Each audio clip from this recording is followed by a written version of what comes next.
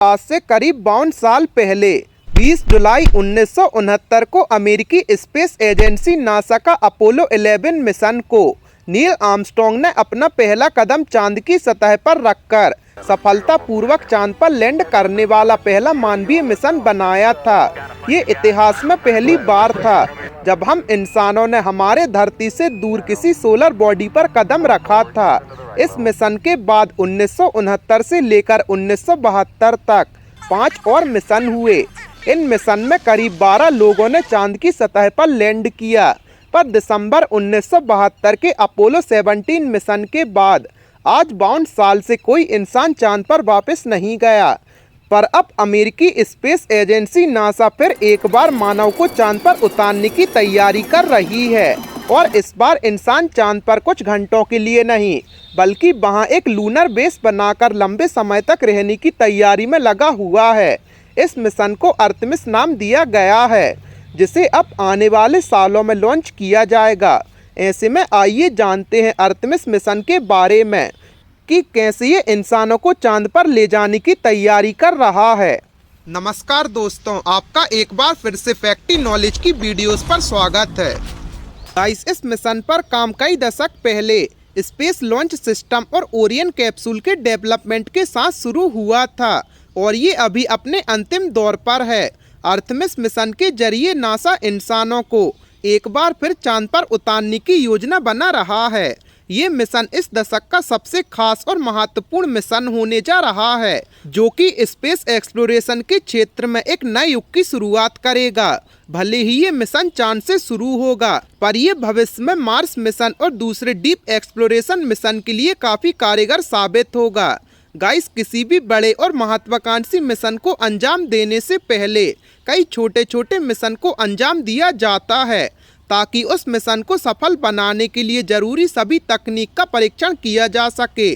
उदाहरण के लिए, चांद पर लैंड करने वाले पहले मानवीय मिशन अपोलो 11 से पहले नासा ने कुल 10 अपोलो मिशन को लॉन्च किया था, ताकि चंद्रमा पर लैंड करने से पहले इसके लिए जरूरी सभी टेक्नोलॉजी और हार्डवेयर को टेस्ट किया जा सके। इसी तरह करीब 50 साल बाद चांद पर उतरने के अगले मानवीय मिशन आर्टेमिस 3 से पहले 2 और आर्टेमिस मिशन को लॉन्च किया जाएगा, जिनका मकसद मून लैंडिंग के लिए जरूरी टेक्नोलॉजी को टेस्ट करना होगा।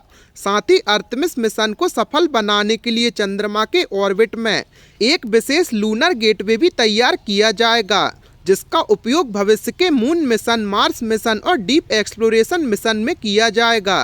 गाइस, सबसे पहले आर्टेमिस 1 मिशन को लॉन्च किया जाएगा।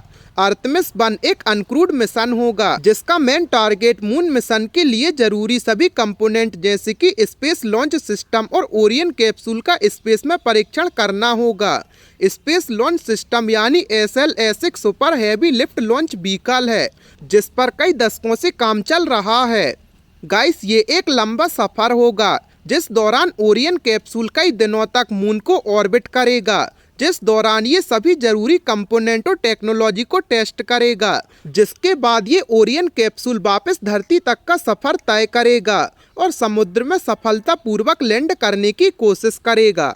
गाइस, इस मिशन को सफलतापूर्वक अंजाम देने के कुछ साल बाद आर्टेमिस 2 मिशन को लॉन्च किया जाएगा, जो कि आर्टेमिस 1 मिशन से विपरीत एक क्रूड मिशन होगा। इसमें कुल 3 एस्ट्रोनॉट सवार होंगे।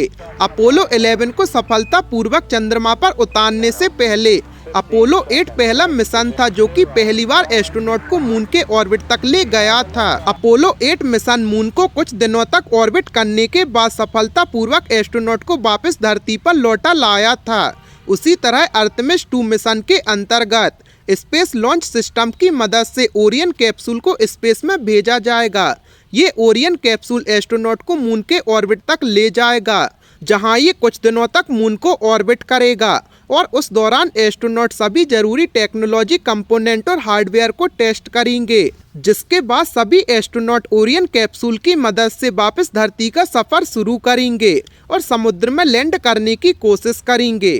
पर आर्टेमिस मिशन के जरिए अमेरिकी स्पेस एजेंसी नासा का मकसद भविष्य में मार्स मिशन और दूसरे डीप स्पेस एक्सप्लोरेशन के लिए जरूरी टेक्नोलॉजी को टेस्ट करना है और इसी वजह से आर्टेमिस मिशन के जरिए नासा मून पर लूनर बेस बनाकर कई दिनों तक एस्ट्रोनॉट को वहां बसाने की योजना पर काम कर रहा है।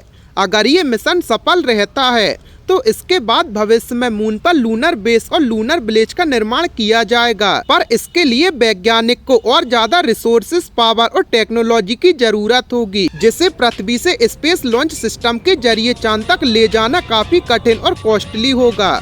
अमेरिकी स्पेस एजेंसी नासा ने मून के ऑर्बिट में लूनर गेट का निर्माण करने के लिए कई प्राइवेट कंपनी से समझौता किया। धरती से स्पेस लॉन्च सिस्टम के जरिए मून लैंडिंग के लिए जरूरी सभी कंपोनेंट को लॉन्च करने की जगह नासा चाहता है कि प्राइवेट कंपनी मिलकर मून के ऑर्बिट में लूनर गेट का निर्माण करें, जिसके बाद जाकर आखिरकार आर्टेमिस 3 मिशन को लॉन्च किया जाएगा। सबसे पहले स्पेस लॉन्च सिस्टम के जरिए धरती से ओरियन कैप्सूल को लॉन्च किया जाएगा, जो कि स्पेस में जाने के बाद SLS से अलग हो जाएगा, जिसके बाद ओरियन कैप्सूल अकेले ही चंद्रमा तक का सफर तय करेगा। मून के ऑर्बिट में पहुंचने के बाद ये ओरियन कैप्सूल वहां पहले से ही मौजूद लूनर गेट के साथ जुड़ जाएगा, जिसके बाद ये मौजूद लूनर लैंडर की मदद से एस्ट्रोनॉट मून के साउथ पोल पर लैंड करेंगे। इस मिशन में कुल मिलाकर 3 एस्ट्रोनॉट मौजूद होंगे, जिनमें से एक वुमेन एस्ट्रोनॉट और 2 मैन एस्ट्रोनॉट होंगे, जो कि करीब 5 दशकों के बाद चंद्रमा पर दोबारा कदम रखेंगे। लैंडिंग के लिए मून के साउथ पोल को चुनने का मुख्य कारण इस क्षेत्र में मौजूद वाटर आइस और विशाल क्रेटर्स हैं। एस्ट्रोनॉट्स वाटर आइस का इस्तेमाल पीने के लिए जरूरी पानी बनाने के लिए कर सकते हैं। साथ ही एस्ट्रोनॉट चांद के साउथ पोल में मौजूद विशाल क्रेटर का इस्तेमाल लूनर बेस की तरह कर सकते हैं, जहां वो खतरनाक सोलर रेडिएशन और टेम्परेचर से अपनी रक्षा कर सकेंगे।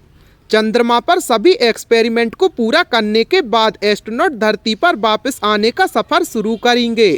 सबसे पहले लूनर एसेंट व्हीकल की मदद से एस्ट्रोनॉट वापस लूनर गेट तक आएंगे, जिसके बाद ओरियन कैप्सूल के जरिए वो वापस धरती तक का सफर शुरू करेंगे और सफलतापूर्वक लैंड करने की कोशिश करेंगे। गाइस, आर्टेमिस मिशन केवल मून तक ही सीमित नहीं रहेगा। नासा आर्टेमिस मिशन के दूसरे फेज में कई और आर्टेमिस मिशन के जरिए मून पर लूनर बेस और लूनर विलेज का निर्माण करना चाहता है। आर्टेमिस मिशन के जरिए भविष्य में प्रस्तावित मंगल ग्रह के लिए जरूरी सभी टेक्नोलॉजी को टेस्ट किया जाएगा, ताकि आने वाले सालों में पहले मानवों को मंगल ग्रह पर उतारने के मिशन को सफल बनाया जा सके। गाइस, आपका आर्टेमिस मिशन के बारे में क्या राय है, हमें कमेंट सेक्शन में ज़रूर बताएं और ऐसे ही अमेजिंग फैक्ट्स के लिए अपने चैनल को सब्सक्राइब करें।